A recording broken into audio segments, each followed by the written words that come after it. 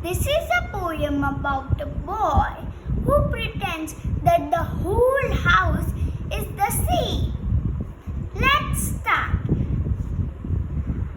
When I pretend them to be the tables and chairs are land, where you can safely stand, and the carpet between is the sea.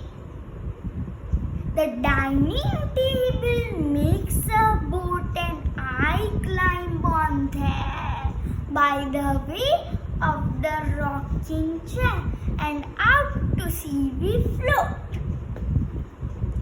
The pattern in the carpet swims like fish on the floor, and anyone opening the door is sure to get very wet. This poem is by Stanley Cook, and thank you and have a nice day. If you like this video, like, share and subscribe. Bye.